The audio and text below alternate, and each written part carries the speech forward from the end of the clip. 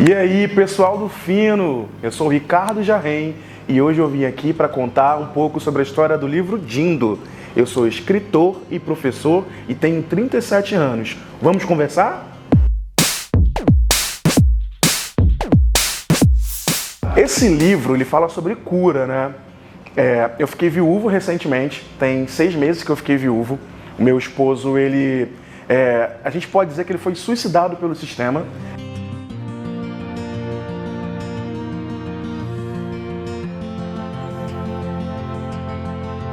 É muito importante a gente falar sobre esse tema, sobretudo nas populações LGBTQIA+.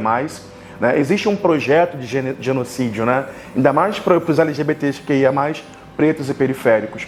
E decidi escrever esse livro para trazer um assunto que é um pouco difícil, que é a partida das pessoas que a gente ama. Né? É uma forma da gente trazer o afeto a partir de um movimento, de um projeto de destruição da nossa sociedade. Né? Então, falar para as crianças que existe um caminho de cura, de coletividade, de afeto através de um livro infantil, pode ser um caminho para que outras pessoas não cometam esse mesmo ato. Infelizmente, a gente sabe que no Brasil esse ato é muito comum e muitas pessoas acabam indo por esse caminho por não ter suporte psicológico, por não ter atendimento médico e por não ter acesso a medicamentos. Então, é importante que a gente traga isso na literatura, que a gente converse sobre isso, mas que a gente também cobre por um serviço público que atenda ao nosso povo e que dê conta do impacto do racismo, de como esse racismo afeta a nossa saúde. Quando um homem preto, né, um homem gay preto, comete esse ato, ele é acometido por esse ato, ele está lidando com uma série de questões como o desemprego, a rejeição por parte da família em relação à sua sexualidade, a violência simbólica, a forma como as pessoas nos olham na rua, a forma como as pessoas tentam às vezes até nos tocar por nos achar exóticos, né? Os nossos próprios medos, né, de não se achar bonito, de não se achar interessante, são uma série de fatores estruturais que vem desde a nossa infância, que vai nos gerando um processo de adoecimento. E que muitas vezes, nós que estamos perto, como eu não percebi em relação ao meu esposo, a gente não consegue oferecer a ajuda necessária, porque é algo muito silencioso. Né? Então, é importante que a gente saiba que esse projeto existe, que você esteja sempre atento às pessoas ao seu redor, que você, familiar de pessoa LGBTQIA+, ofereça o seu canal de diálogo, abra o seu coração para escutar essas questões, ofereça, seja um aliado dessa pessoa e que a gente sempre consiga orientar a procurar ajuda profissional. Às vezes só uma conversa com um amigo, né, não vai ajudar, não vai resolver esse problema que é um problema de saúde, mas é importante que ele procure um profissional que vai dar conta dessa questão, de diminuir o impacto dessa dor coletiva sobre esse corpo. Quando eu comecei a pensar esse livro, e aí eu preciso dizer isso para vocês, né? Foi no segundo dia que ele partiu, assim. Foi um dos dias mais difíceis da minha vida. Você imagina estar casado com uma pessoa a vida inteira, né? Esse era o nosso projeto. Nós tínhamos o plano de uma adoção, né? E aí, desses 2 dias, né? Esse livro nasceu na minha cabeça. Eu estava chorando muito e escrevendo, né? Eu escrevi durante todos os dias. Escrevi vários textos, né? E esse eu falei assim, esse precisa virar um livro. E aí eu fui procurar ajuda profissional, de pessoas da literatura, de profissionais de editoras, né? E também procurar ajuda dos meus psicólogos, dos meus psiquiatras, para que eles pudessem ver se esse livro seria algo saudável para apresentar às crianças. Porque é muito importante a gente conseguir entender de que maneira esse projeto coletivo de suicídio nos atravessa. Né? Para que eu não oferecesse para as crianças uma perspectiva de tristeza, sabe? De distanciamento. Não, eu queria trazer afeto. E a partir dali veio a figura do nosso afilhado, que é o Miguel, que é uma figura viva e que a gente acompanhou desde a barriga da mãe. Então, a perspectiva do Miguel é algo que traz para mim uma presença eterna do meu falecido esposo. Porque nas histórias contadas pelo Miguel, né, na vozinha doce dele, eu lembro do sorriso dele, eu lembro do quanto a gente o amava, né? Eu, Jay e o Miguel, nós 3 juntos, éramos uma família, né? Porque eu acredito que os padrinhos são a extensão da família, então deixar o Miguel falar é deixar muitas crianças que perderam muitas pessoas nessa pandemia falar através da literatura. Falar do Miguel, para mim, é muito difícil, assim, né? Porque no livro a gente fala sobre isso, né? O Miguel conta essa história. A gente trocava as fraldas do Miguel, né? A gente viu o Miguel sem cabelo, assim, sabe? Carequinha. No primeiro dia de vida de Miguel, a gente chegou na casa dele cheio de livros. Imagina um bebê recém-nascido, a gente chegar para ele cheio de livros, assim, porque a gente queria que ele tivesse um mundo para ele, que ele fosse um rei. E nesse processo a gente dava banho no Miguel, a gente alimentava, o Miguel fazia várias malcriações pra gente. E era a realização de um sonho, assim. E com o Miguel, a gente foi amadurecendo a ideia dessa paternidade que a gente tinha, né? E o Miguel lidou com essa partida, talvez melhor do que muitos adultos, né? Ele nos confortava muito, ele sempre vinha me abraçar, sempre dizia que me amava, que estava ali para mim. E no livro, né, até conto sobre isso, assim, de que ele continuou me chamando de Dindo, continuou me chamando de tio. E a gente teve uma conversa muito engraçada esses dias, bem recentemente, assim. Ele me botou para assistir um filme no canal de streaming, né? E tinha uma cena de romance, uma animação que eu já acho super inovadora, que era sobre um casal LGBTQIA+, né? E aí ele virou e falou assim, igual você e o Dindo. Aí eu virei para ele e falei assim, né? E as lágrimas já correndo. Falei, nossa, Miguel, mas você sabe que o Dindo não tá mais aqui, né? Ele tá aqui só no nosso coração. E que no futuro o tio vai precisar conhecer outras pessoas. Aí ele falou assim, não, você não vai conhecer mais ninguém, não. Eu falei, mas Miguel, você quer que o tio fique sozinho para sempre? Aí ele falou assim, tá bom, tio, eu aceito. Então, eu tenho conversas com ele tem 8 anos, sabe? Que são muito profundas e muito intensas, assim. E o Miguel, ele tem lidado como um anjo, assim, sabe? Um anjo negro que veio para me abraçar e mostrar que existe vida, sabe? Que eu preciso estar do lado dele na adolescência, quando ele estiver adulto, para que ele tenha uma referência preta positiva sempre ao lado dele. Olha, o público-alvo desse livro são as pessoas que amam. Você que perdeu alguém na pandemia, que também foi uma forma violenta, que também faz parte de um projeto de genocídio de um Estado brasileiro que não investiu em vacina na hora certa, que não fez as medidas de cuidado correto e que, sobretudo, matou, na maioria, pessoas pretas e periféricas. Você que tem alguém que ame, né, e que precisa entender um pouco sobre como casais LGBTQIA+, podem e são referências positivas de infância. Você que quer compartilhar, talvez, e tem dificuldade, poxa, eu sou casado com o meu marido, eu sou casado com a minha mulher, Você que quer compartilhar com alguém que você ame, com uma criança que você ame, sobre o seu afeto, esse livro pode ajudar. É um livro que mostra que nós estamos vivos e que nós somos afeto. Apesar de ter acontecido esse fato com meu esposo, que eu amo muito, que é o Jay, ele sempre será uma referência de afeto e de vida. E a gente precisa mandar essa mensagem para as pessoas, dizer que existe um futuro, que nós já existimos e que apesar desses projetos, nós vamos sorrir. Vão existir crianças igual o Miguel que vão nos dar caminho de cura. Assim, a gente nunca entende, né? E no começo eu ficava procurando motivos. E por isso que eu precisei de tratamento psicológico e tratamento psiquiátrico, tá? É muito importante isso, ainda mais você que está me ouvindo.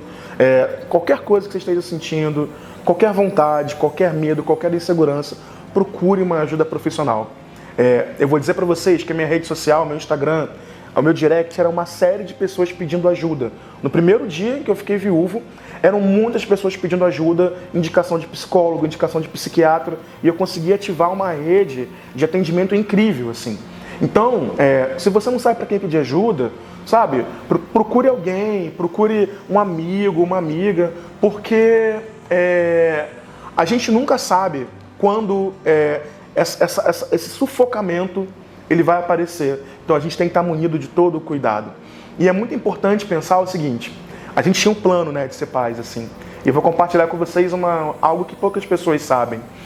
4 meses depois que ele foi embora, né, desse mundo e foi para um outro lugar, nós recebemos uma ligação da Vara da Família dizendo que tinha uma criança pra gente, um bebê de exatamente 4 meses.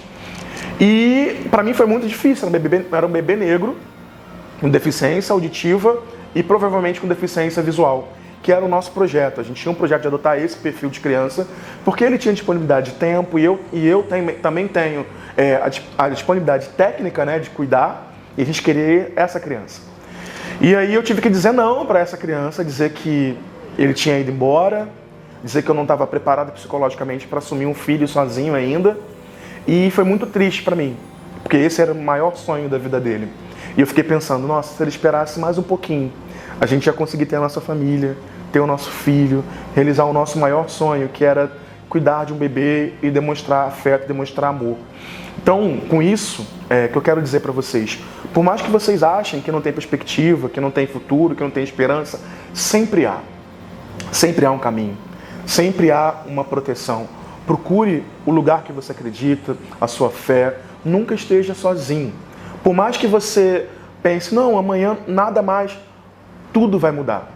Né? E isso vem da onde? Das lutas, vem das batalhas. Existem pessoas como eu que estão ocupando espaço na política pública para que você tenha a garantia de aprender, de viver e de sorrir.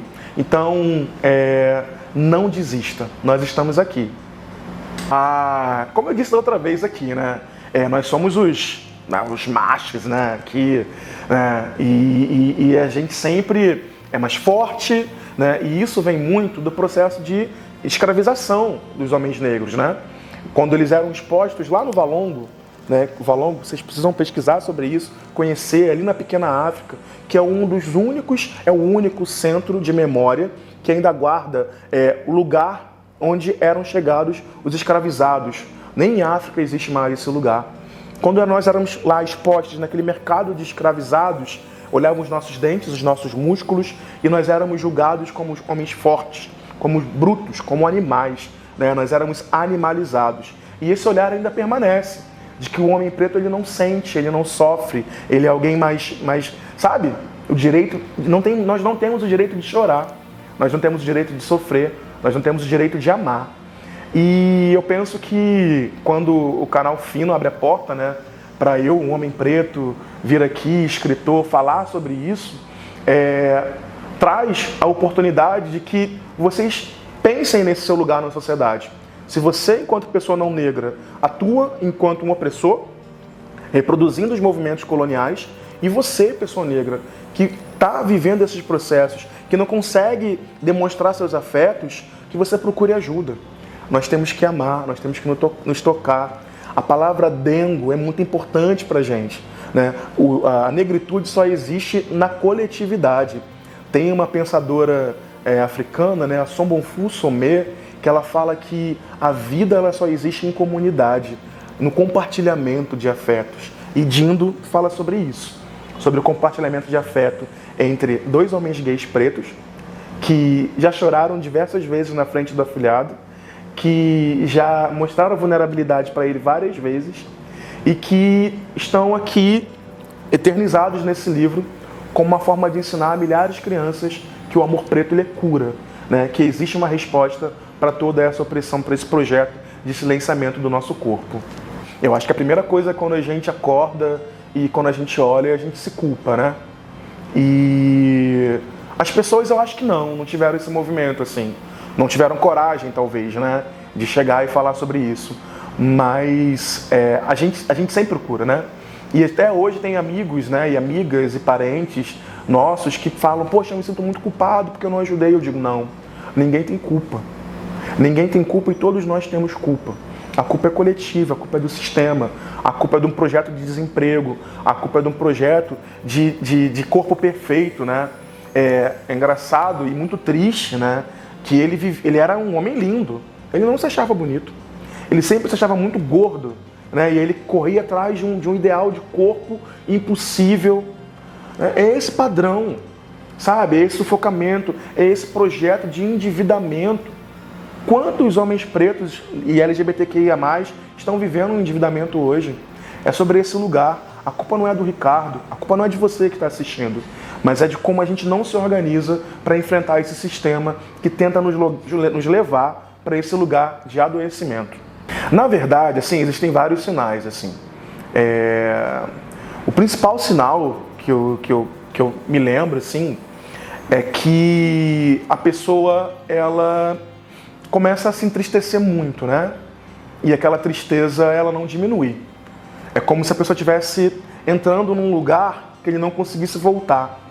E às vezes a gente acha que ir num restaurante vai ajudar, que dar um presente vai ajudar, que fazer um cafuné vai ajudar, que abraçar vai ajudar. Não vai, porque é uma doença física. A depressão é algo crônico, né? A pessoa precisa de um medicamento, às vezes até de uma intervenção, de uma internação. Então a gente tem que entender isso, né? O isolamento também é um sinal. Uma coisa também que era muito forte era que, assim, em casa ele era muito triste, né? Viveu esse processo de entristecimento muito forte. Na rua ele era muito alegre. Então, essa diferença de humor muito grande é o que a gente tem que ficar atento. Aquela pessoa que às vezes tá rindo muito, mas em casa tá chorando, que sabe, que tá sempre triste, tá sempre cansada. E eu acho que o principal também é perguntar. Tem pessoas que falam assim com você no WhatsApp: olha, eu tô bem. Será que você tá bem mesmo? Como é que eu posso te ajudar? Vamos conversar, se colocar disposto, assim.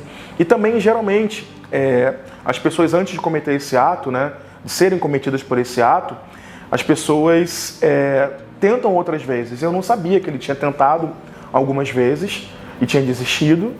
Então, é importante que a gente observe, né? Eu trabalhava muitas horas. Isso é algo que me culpa muito, né? O volume de trabalho que eu tenho, assim. Eu penso, se eu trabalhasse menos, talvez eu tivesse visto mais coisas. Mas o trabalho era um projeto coletivo que eu tinha, então eu não tinha como abandonar o meu trabalho. Então é observar, ouvir, escutar, olhar, porque às vezes a gente está com a pessoa do nosso lado e a gente não está olhando para a pessoa, sabe? A gente está tão nesse mercado de produzir, de criar, tão nas redes sociais que a gente esquece de olhar quem está do nosso lado. Então é importante a gente olhar no olho, tocar e perceber como é que a pessoa realmente está se sentindo. Dizem que quem vai, né, deixa a dor, e quem fica ainda continua a amar. Como você consegue definir essa frase? Eu vou tentar definir essa frase através de uma poesia que eu vou improvisar aqui agora. Sempre achei que eu viveria um único e grande amor. Um amor que fosse grande, inteiro, um amor que nunca me pediria por favor. Imaginei que eu viveria por inteiro ao seu lado, que sempre me esperaria em casa, teria o jantar, teria o sorriso, teria até o brigar, mas você sempre estaria lá, ao meu lado, naquela cama amassada, naquele sorriso doce, na lágrima perdida, você sempre estaria lá. Mas hoje eu entendo que o amor não é só físico, o amor não é só contato, o amor ele é espiritual. Eu percebo que você sempre estará ao meu lado, não como matéria, não como alguém que está aqui nesse lugar, mas como alguém que me segue daí de cima, me protegendo, guiando o meu olhar. E eu posso dizer de todo o meu coração, por mais que eu viaje, que eu me mude, que meu corpo termine, eu sempre vou te amar. E te amar de verdade. Amar num lugar em que ninguém nunca vai conseguir o nosso sentimento enterrar.